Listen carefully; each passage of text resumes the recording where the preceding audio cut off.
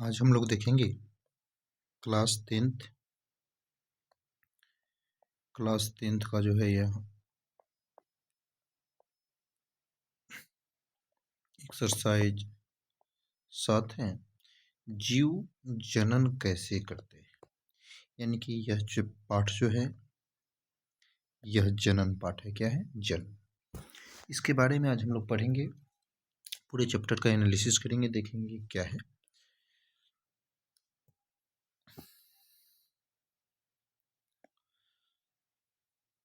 दिया है जीवों के जनन की क्रिया विधि पर चर्चा करने से पूर्व आइए हम एक मूलभूत प्रश्न करें कि जनन क्यों करते हैं।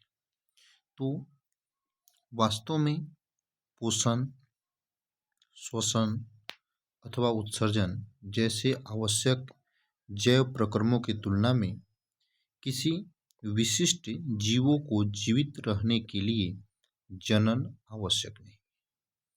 तो इम्पोर्टेंट बात है कि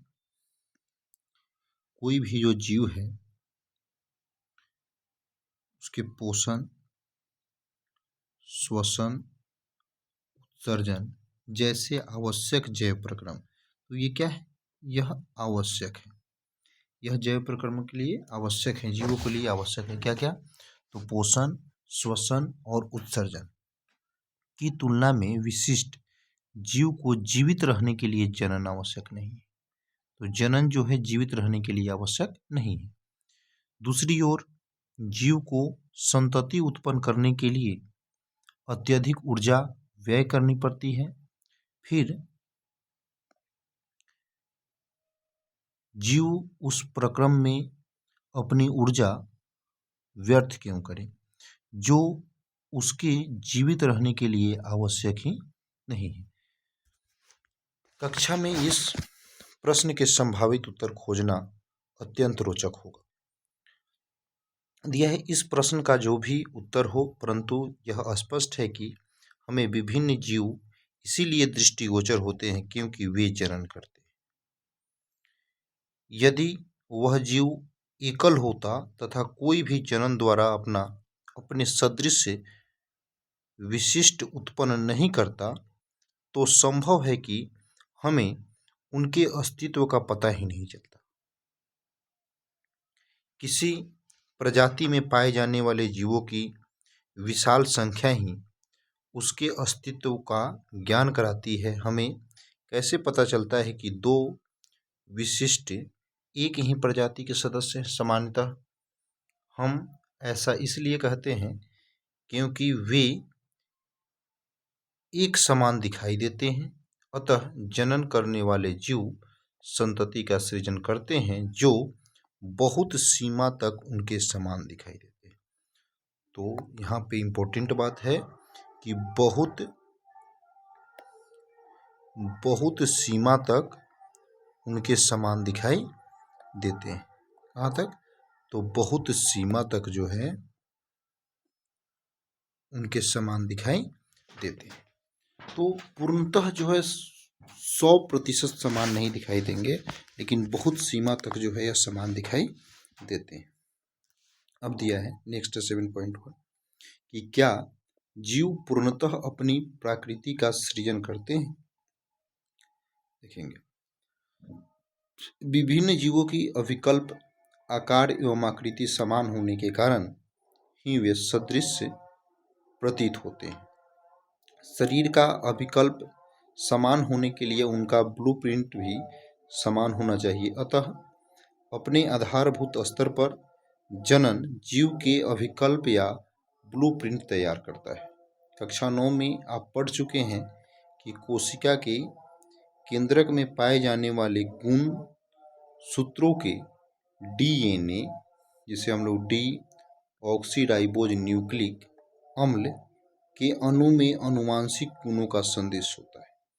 तो यहाँ पे इम्पोर्टेंट बात है कि कोशिका के केंद्रक में पाए जाने वाले गुण सूत्रों के, कोशिका के केंद्रक में जो पाए जाते हैं, कौन क्या पाए जाते हैं? तो जो गुण सूत्र पाए जाते हैं के डीएनए यानी कि जिसे हम लोग डीऑक्सी राइबोज न्यूक्लिक अम्ल के अणुओं में आनुवांशिक गुण का संदेश होता है। तो आनुवांशिक गुण का संदेश किसमें होगा? तो डीएनए में, जो जनक के संतति पीढ़ी में जाता है, जो जनक से संतति पीढ़ी में जाता है। यानी कि याद रखने योग्य बात है कि केंद्रक में पाए जाने गुणसूत्र, क्या गुणसूत्र में डीएनए, और डीएनए जो क्या है, यह आनुवांशिक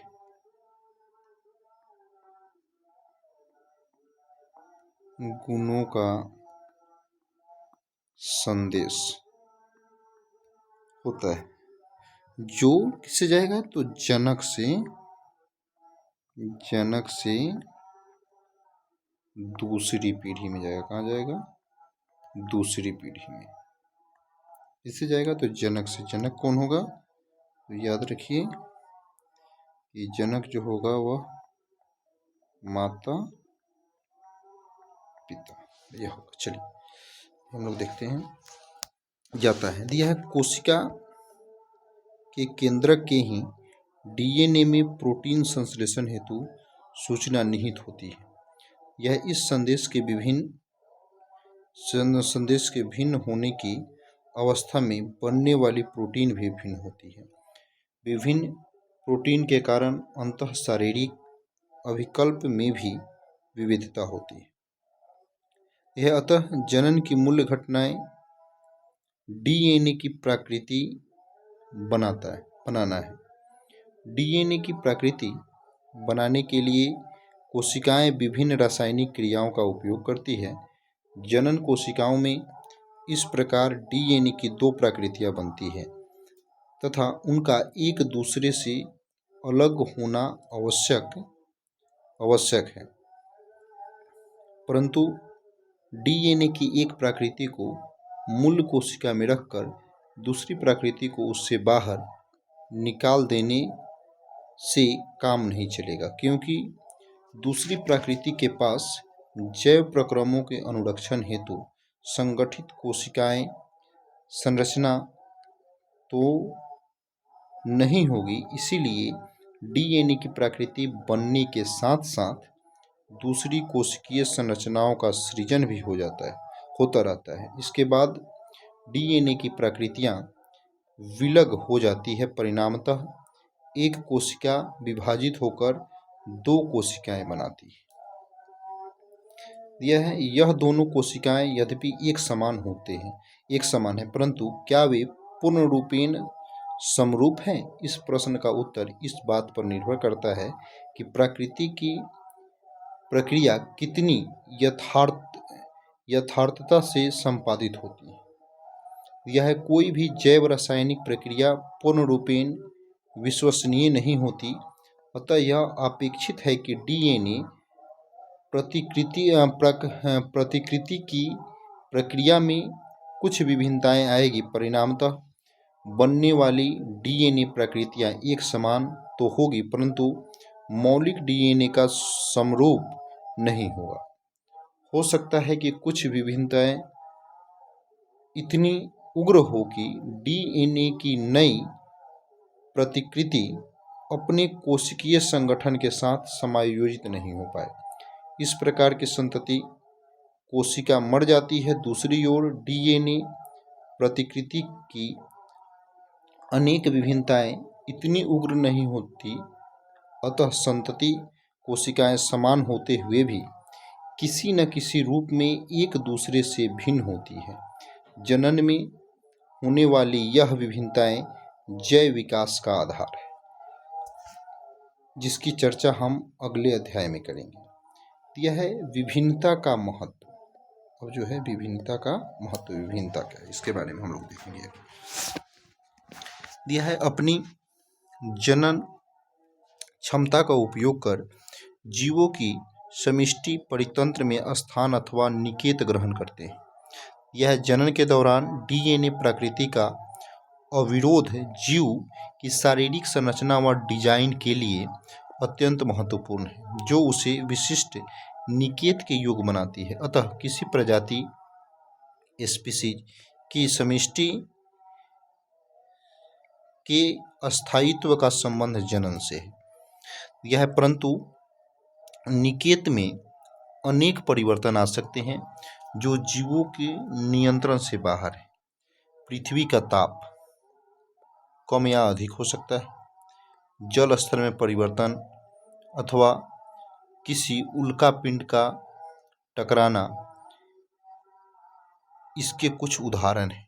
यदि एक समष्टि अपने निकेत के अनुकूल है तथा निकेत में कुछ उग्र परिवर्तन आते हैं तो ऐसी अवस्था में समष्टि का समूल विनाश भी संभव है। परंतु यदि समष्टि के जीवों में कुछ विभिन्नताएं होंगी तो उनके जीवित रहने की कुछ संभावना है। अतः यदि शीतोष्ण जल में पाए जाने वाले जीवाणुओं की कोई समष्टि है तथा वैश्विक उष्मीकरण के कारण जल का ताप बढ़ जाता है तो अधिकतर जीवाणु विमिष्टि मर जाएंगे, परंतु उष्ण प्रतिरोधी क्षमता वाले कुछ परिवर्त ही जीवित रहते हैं।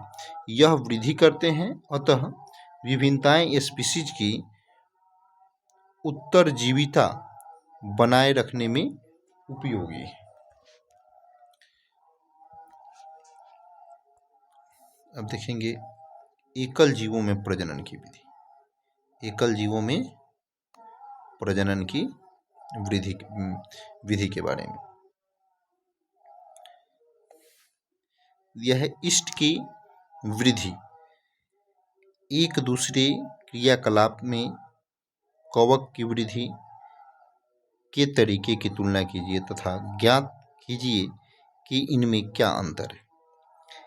इस चर्चा के बाद कि जनन किस प्रकार कार्य करता है, आइए हम जानें कि विभिन्न जीव वास्तव में किस प्रकार जनन करते हैं।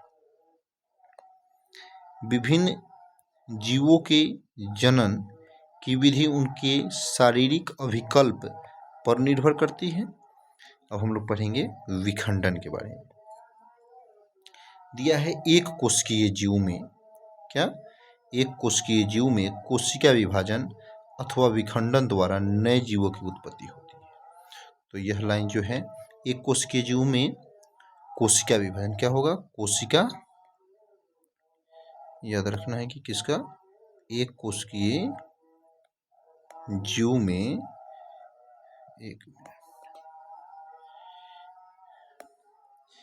एक कोशिकीय जीव में कोशिका विभाजन अथवा विखंडन द्वारा नए जीवों की उत्पत्ति होगी। तो पूछेगा कि एक कोशिकीय जीव में कैसे क्या बोलते हैं उसका जीव, नए जीवों की उत्पत्ति कैसी होती है, तो या तो कोशिका विभाजन के द्वारा, किसके द्वारा, या तो कोशिका विभाजन के द्वारा या विखंडन के द्वारा। यह विखंडन अनेक तरीके प्रेक्षित किए गए अनेक जीवाणु तथा प्रोटिस्टा की कोशिका विभाजन द्वारा सामान्यतः दो बराबर भागों में विभक्त हो जाती है। कितने बराबर भागों में, दो बराबर भागों में विभक्त हो जाती है। यह अमीबा जैसे जीवों में कोशिका विभाजन किसी भी तल में हो सकता है यह, परंतु कुछ एक कोशिकीय जीवों के में शारीरिक संरचना अधिक संगठित होती है। उदाहरणतः कालाजार के रोगाणु लेशमानिया में कोशिका के एक सिरे पर कीड़े के समान सूक्ष्म संरचना होती है। ऐसे जीवों में द्विखंडन एक निर्धारित तल में होता है। मलेरिया परजीवी प्लाज्मोडियम, यह भी बात याद रखना है कि कालाजार रोगाणु लेशमानिया, तो कालाजार के रोगाणु कौन है, तो लेशमानिया है, और मलेरिया परजीवी कौन है, तो प्लाज्मोडियम है। जैसे अन्य एक कोशिकीय जीव एक साथ अनेक संतति कोशिकाओं में विभाजित हो जाते हैं, जिसे बहुखंडन कहते हैं। यह है कि अन्य एक कोशिकीय जीव एक साथ अनेक संतति कोशिका में विभाजित हो जाते हैं, जिसे हम लोग क्या कहते हैं, बहुखंडन कहते हैं। दूसरी ओर इष्ट कोशिका से छोटे मुकुल उभर कर कोशिका से अलग हो जाते हैं, अतः स्वतंत्र रूप से वृद्धि करते हैं, जैसे कि हम क्रियाविधि 7.1 में देख चुके हैं। अब देखेंगे तो यह जो है अमीबा है, क्या है, अमीबा। यह क्या है आपका, अमीबा है, एक कोशिकीय जीव अमीबा।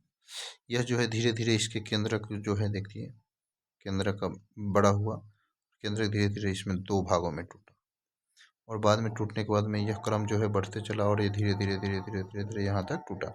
उसके बाद में यह दोनों भाग यहाँ से अलग हो करके, और यह एक भाग नया बन गया, और यहाँ पे एक दूसरा अमीबा का, तो यह जो है विखंडन हुआ। क्या हुआ, विखंडन। अमीबा में द्विखंडन कहते हैं, विखंडन कहते हैं, यानी कि 2 भागों में टूटना।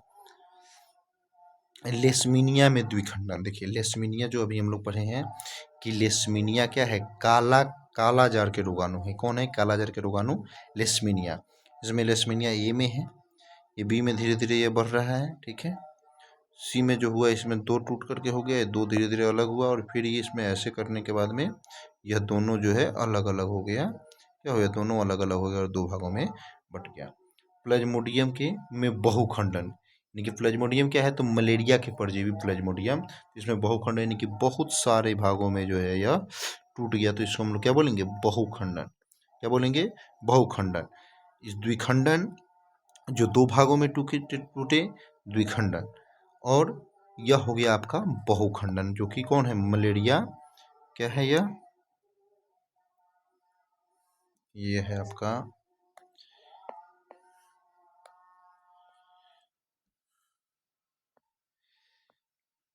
मलेरिया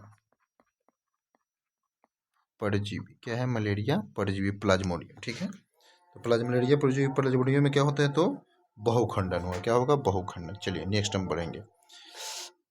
दिया है सरल संरचना वाले बहुकोशिकीय जीव में जनन की सरल विधि कार्य करती है। उदाहरणतः स्पाइरोगाइरस सामान्यतः विकसित होकर छोटे छोटे टुकड़ों में खंडित हो जाते हैं। यह टुकड़े अथवा खंड वृद्धि कर नए जीव में विकसित हो जाते हैं। जो क्रियाकलाप 7.4 में परीक्षण के आधार पर क्या हम इसका कारण खोज सकते हैं, परंतु यह सभी बहुकोशिकीय जीवों के लिए सत्य नहीं है।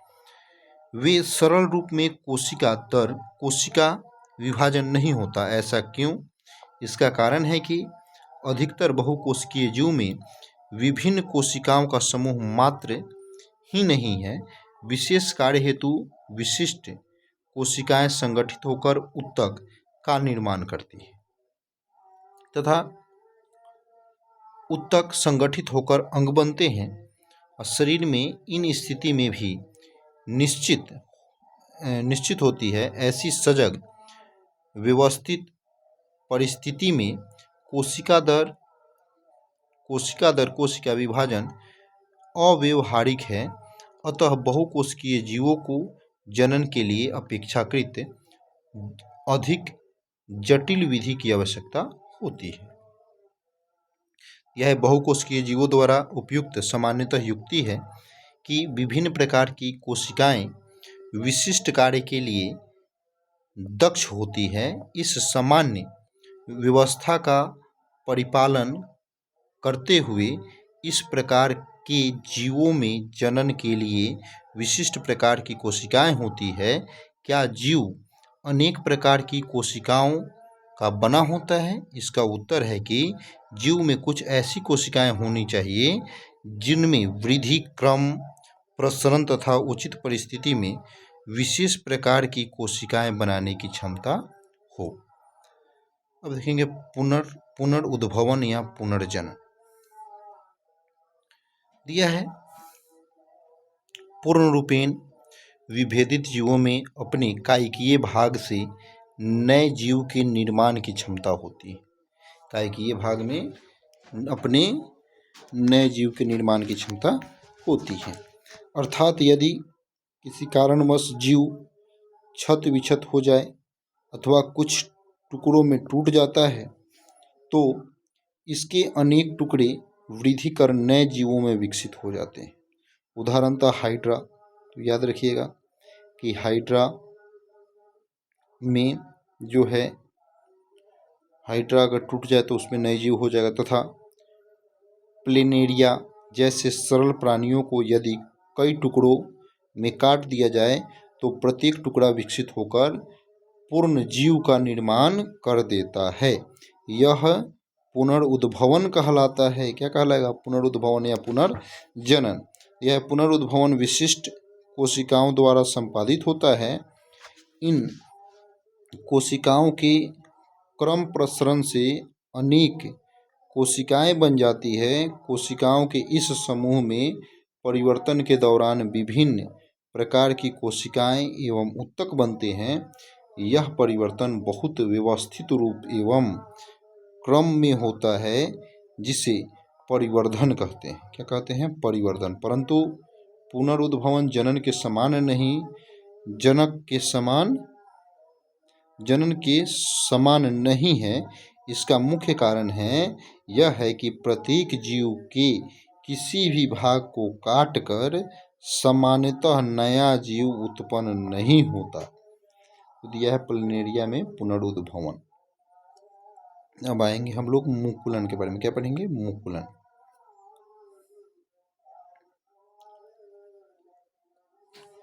दिया है हाइड्रा जैसे कुछ प्राणियों में पुनर्जनन की क्षमता वाली कोशिकाओं का उपयोग मुकुलन के लिए करते हैं। हाइड्रा में कोशिकाओं के नियमित विभाजन के कारण एक स्थान पर उभार विकसित हो जाता है। यह उभार मुकुल वृद्धि करते हुए नन्हे जीवों में बदल जाता है तथा पूर्ण विकसित होकर जनक से अलग होकर स्वतंत्र जीव बन जाता है। जो ये आपको क्या होगा?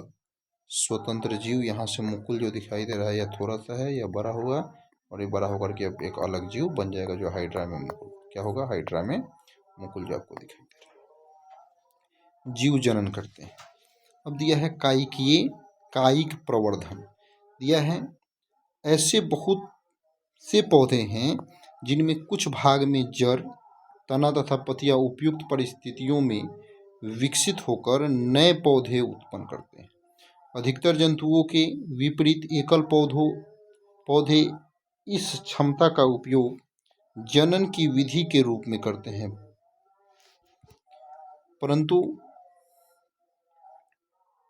कलम अथवा रोपण जैसी कायिक प्रवर्धन की तकनीक का उपयोग कृषि में भी किया जाता है, जैसे गन्ना, गुलाब अथवा अंगूर। तो इसमें क्या होता है? कायिक प्रवर्धन। इसमें इसके कुछ उदाहरण हैं। कायिक प्रवर्धन द्वारा उगाए गए पौधों में बीज द्वारा उगाए गए पौधों की अपेक्षा पुष्प एवं फल कम समय में लगने लगते हैं। जो बीज के द्वारा जो उत्पन्न किए जाते हैं पौधे उनमें, और जो कायिक प्रवर्धन के द्वारा उत्पन्न किए जाते हैं पौधे उनमें, दोनों में पौधे एवं फल जो है लगने के समय में जो है अंतर देखने को मिलता है। यदि यह पद्धति केला, संतरा, गुलाब एवं चमेली जैसे उन पौधों को उगाने के लिए उपयोगी है जो बीज उत्पन्न करने की क्षमता खो चुके हैं। कायिक प्रवर्धन का दूसरा लाभ यह भी है कि इस प्रकार उत्पन्न सभी पौधे आनुवंशिक रूप से जनक के समान होते हैं। यानी कि जो कायिक प्रवर्धन से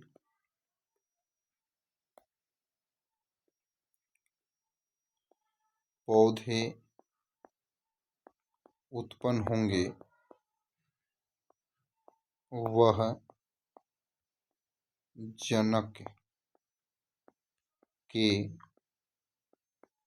समान होंगे। किसके समान होंगे? तो जनक के समान होंगे। नेक्स्ट दिया इसी प्रकार ब्रायोफिल्म की पत्तियों की ओर कोर पर कुछ कलिकाएं विकसित होकर मृदा में गिर जाती है तथा नए पौधे में विकसित हो जाती है। जैसे आप ये देख रहे हैं बायोफ्रेम के पत्ते, इसमें जो है यह विकसित होगा और ये क्या होगा, गिर जाएगा और क्या होगा, नए पौधे का निर्माण करेगा। अब दिया है बीजाणु समासंग। दिया है अनेक सरल बहुकोशिकीय जीवों में भी विशिष्ट जनन संरचनाएं पाई जाती है। क्रियाकलाप 7.2 में ब्रेड पर धागे के समान कुछ संरचनाएं विकसित हुई है। यह राइजोपस का कवक जाल है। क्या है, तो राइजोपस का कवक जाल। ये जनन के भाग नहीं है, परंतु ऊर्ध्व तंतुओं पर सूक्ष्म गुच्छे यानी कि गोल संरचनाएं जनन में भाग लेती है। ये गुच्छे बीजाणु धानी जिनमें विशेष कोशिकाएं अथवा बीजाणु पाए जाते हैं। यह बीजाणु वृद्धि करके राइजोपस के नए जीव उत्पन्न करते हैं। बीजाणु के चारों ओर एक मोटी भित्ति होती है जो प्रतिकूल परिस्थितियों में उसकी रक्षा करती है। दिया है नम सतह के संपर्क में आने पर वह वृद्धि करने लगते हैं। यह अब तक जनन की जिन विधियों की हमने चर्चा की, उन सभी में नई पीढ़ी का सृजन केवल एक जीव द्वारा होता है। इसे अलैंगिक जनन कहते हैं। यानी कि याद रखना है कि जब अब तक हमने जिन विधियों की चर्चा की, इनमें हमने चर्चा की उन सभी जीवों में नई पीढ़ी का सृजन केवल एक जीव द्वारा क्या होगा, तो एक जीव द्वारा, इसीलिए इसको हम लोग क्या बोलेंगे, अलैंगिक जनन। यानी कि जिसमें अगले पीढ़ी में जो है संतान का जो जनन हो सिर्फ एक जीव के द्वारा, उसे हम लोग क्या बोलेंगे, अलैंगिक जनन। क्या बोलेंगे, अलैंगिक जनन। चलेंगे हम लोग अब लैंगिक जनन हम लोग को पढ़ना है। क्या पढ़ना है, लैंगिक जनन। दिया है हम जनन की उस विधि तभी परिचित हैं जिनमें नई संतति उत्पन्न करने हेतु दो विशिष्ट यानी कि एकल जीवों की भागीदारी होती है। न तो एकल बैल संतति बछड़ा पैदा कर सकता है और न ही एकल मुर्गी नए चूजों को उत्पन्न कर सकती है। ऐसे जीवों में नवीन संतति उत्पन्न करने हेतु नर एवं मादा दोनों लिंग की आवश्यकता होती है। इसे लैंगिक जनन की सार्थकता क्या है, क्या अलैंगिक जनन की कुछ सीमाएं हैं जिनकी चर्चा हम ऊपर कर चुके हैं। दिया है लैंगिक जनन प्रणाली क्यों। दिया है एकल यानी कि पैतृक कोशिका से दो संतति, कोशिकाओं के बनने में डीएनए की प्रकृति बनना एवं कोशिकीय संगठन दोनों ही आवश्यक है। जैसे कि हम जान चुके हैं कि डीएनए प्रकृति की तकनीक पूर्णतः यथार्थ नहीं है। परिणामी त्रुटियां जीव की समिष्टि में विभिन्नता का स्रोत है। जीव की प्रत्येक विशिष्ट विभिन्नताओं द्वारा संरक्षित नहीं हो सकती, परंतु स्पीशीज की समिष्टि में पाई जाने वाली विभिन्नता उस स्पीशीज के अस्तित्व को बनाए रखने में सहायक है। अतः जीवों में जनन की कोई ऐसी विधि अधिक सार्थक होगी जिनमें अधिक विभिन्नता उत्पन्न हो सके। यद्यपि डीएनए प्रकृति के प्राणी पूर्ण रूपेण यथार्थ नहीं होती, वह इतनी परिशुद्ध अवयव है जिनमें विभिन्नता अत्यंत धीमी गति से उत्पन्न होती है। यदि डीएनए प्रकृति की क्रिया विधि कम परिशुद्ध होती तो बनने वाले डीएनए प्रकृतियां कोशिकीय संरचना के साथ सामंजस्य नहीं रख पाती। परिणामतः कोशिका की मृत्यु हो जाती है। अतः परिवर्त उत्पन्न करने के क्रम को किस प्रकार गति दी जाती है। प्रत्येक डीएनए प्राकृतिक में नई विभिन्नता के साथ साथ पूर्व पीढ़ियों की विभिन्नताएं भी संग्रहित होती रहती है। अतः समिष्टि के दो जीवों में संग्रहित विभिन्नताओं के पैटर्न भी काफ़ी भिन्न होंगे, क्योंकि यह सभी विभिन्नताएं जीवित विशिष्टियों में पाई जा रही है। अतः यह सुनिश्चित है कि एक विभिन्नताएं हानिकारक नहीं हैं। दो अथवा अधिक एकल जीवों की विभिन्नताओं के संयोजन से विभिन्नताओं के नए संयोजन उत्पन्न होंगे, क्योंकि इस प्रक्रम में दो विभिन्न जीव भाग लेंगे। अतः प्रत्येक संयोग अपने आप में अनोखा होगा। लैंगिक जनन में दो विभिन्न जीवों से प्राप्त डीएनए की समाहित किया जाता है, यानी कि लैंगिक जनन में दो विभिन्न जीवों से प्राप्त डीएनए को क्या किया जाता है, समाहित करने का काम किया जाता है। अभी हम लोग देखेंगे, परंतु इससे एक और समस्या पैदा हो सकती है। यदि संतति पीढ़ी में जनक जीवों के डीएनए का युग्म होता रहे तो प्रत्येक पीढ़ी में डीएनए की मात्रा पूर्व पीढ़ी की अपेक्षा दोगुनी हो जाती है। दिया है, इससे डीएनए द्वारा कोशिकीय संगठन पर नियंत्रण टूटने की अत्यधिक संभावना होती है। इस समस्या के समाधान के लिए हम कितने तरीके सोच सकते हैं। दिया है, हम पहले ही जान चुके हैं कि जैसे जैसे जीव की जटिलता बढ़ती जाती है वैसे वैसे ऊतकों की विशिष्टता बढ़ती जाती है।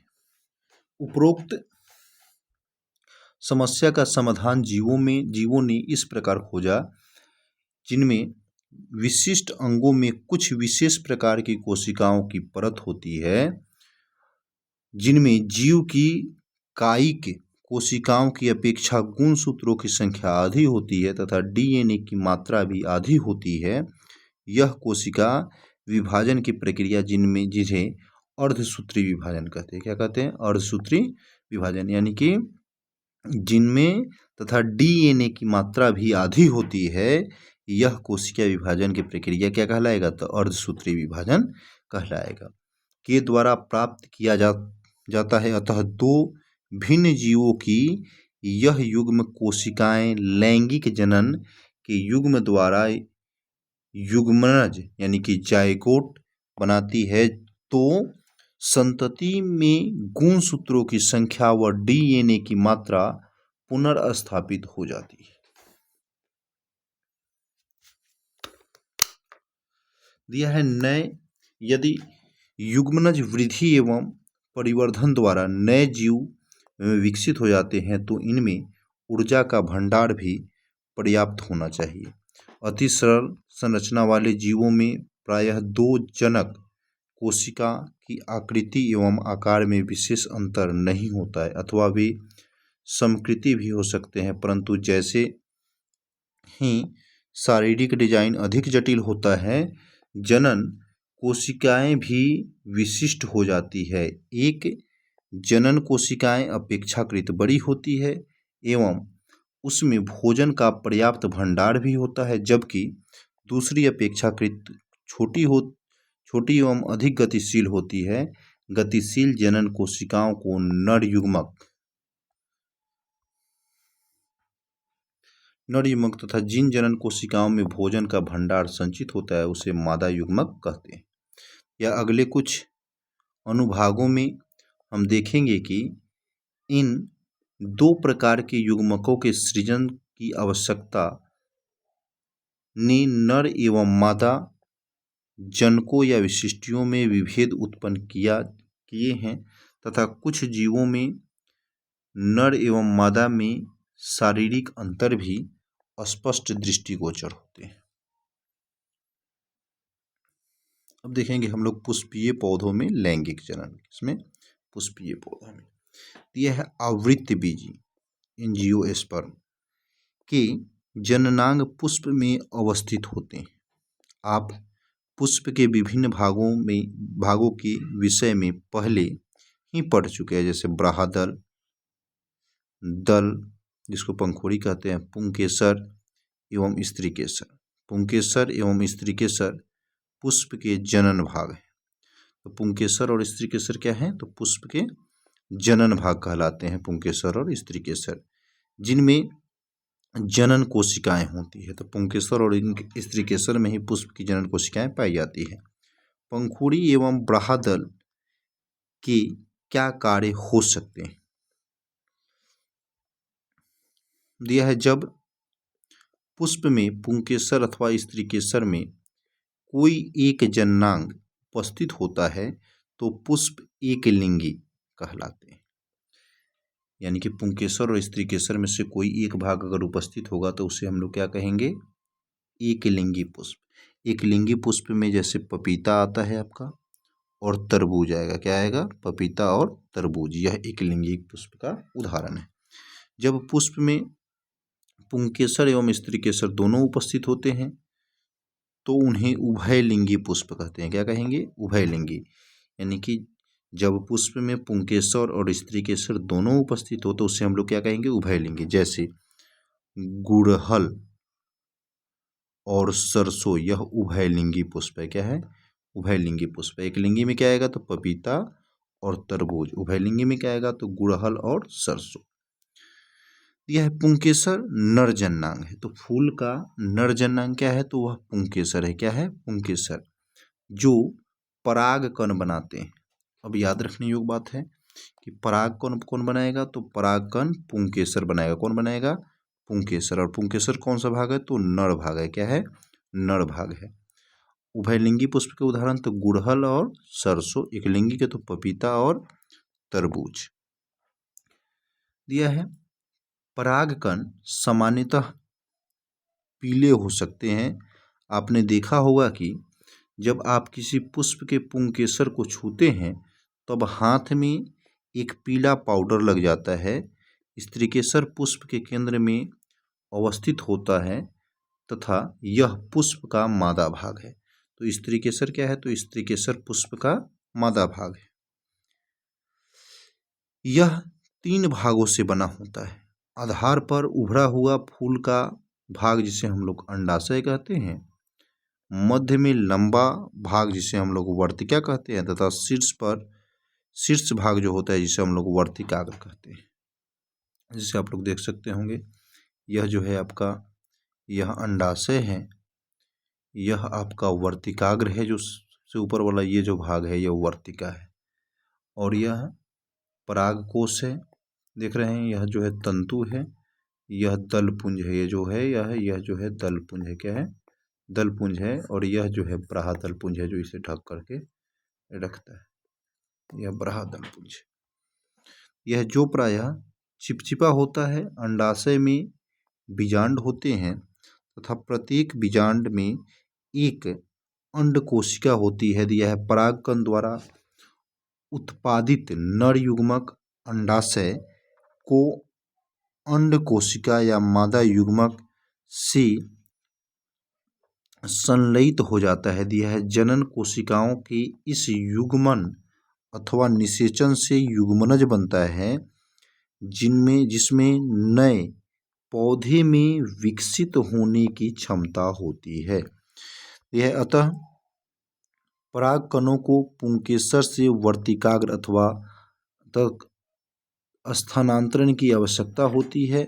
यदि परागकणों का यह स्थानांतरण उसी पुष्प के वर्तिकाग्र पर होता है तो वह स्वपरागन कहलाता है। अगर एक ही पुष्प के वर्तिकाग्र से हो गया तो उसे हम लोग क्या बोलेंगे, स्वपरागन बोलेंगे। परंतु एक पुष्प के परागकण दूसरे पुष्प पर स्थानांतरित होती है तो उसे हम लोग क्या बोलेंगे, परपरागन। यानी कि एक पुष्प का जो परागकण है वह दूसरे पुष्प तक अगर स्थानांतरित हो रहा है, दूसरे पुष्प पर जा रहा है, तो उसे हम लोग क्या बोलेंगे, परपरागन। पुष्प से दूसरे पुष्प तक परागकणों का यह स्थानांतरण वायु किसके माध्यम से होगा, वायु के माध्यम से, जल के माध्यम से तथा प्राणी जैसे वाहक द्वारा संपन्न होता है। यह परागकणों के उपयुक्त वर्तिकाग्र पर पहुंचने के पश्चात नर युग्मक के अंडाशय में स्थित मादा युग्मक तक पहुंचना होता है। इसके लिए परागकण से एक नलिका विकसित होती है तथा यह वर्तिका से होती हुई बीजांड तक पहुंचती है। यह निषेचन के पश्चात युग्मनज में अनेक विभाजन होते हैं तथा विजांड में भ्रूण विकसित होता है। यह विजांड से एक कठोर आवरण विकसित होता है तथा यह बीज में परिवर्तित हो जाता है। यह अंडाशय तीव्रता से वृद्धि करता है तथा परिपक्व होकर फल बनता है। अंडाशय तीव्रता से वृद्धि करेगा और परिपक्व होकर क्या बनेगा? फल बनेगा। इस अंतराल में ब्राहदल, पंखुड़ी, पुंकेसर, वर्तिका एवं वर्तिकाग्र प्रायः मुरझाकर गिर जाते हैं। क्या आपने कभी पुष्प के किसी भाग को फल के साथ अस्थायी रूप से जुड़े हुए देखा है? सोचिए, बीजों के बनने से पौधे को क्या लाभ होता है? क्या लाभ है? बीज में भावी पौधा अथवा भ्रूण होता है जो उपयुक्त परिस्थितियों में नवविध में विकसित हो जाता है। इस प्रक्रम को अंकुरण कहते हैं।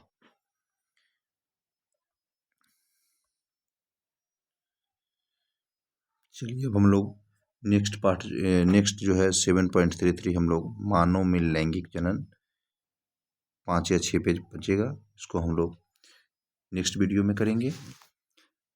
वीडियो को देखने के लिए लाइक और सब्सक्राइब करना ना भूलें।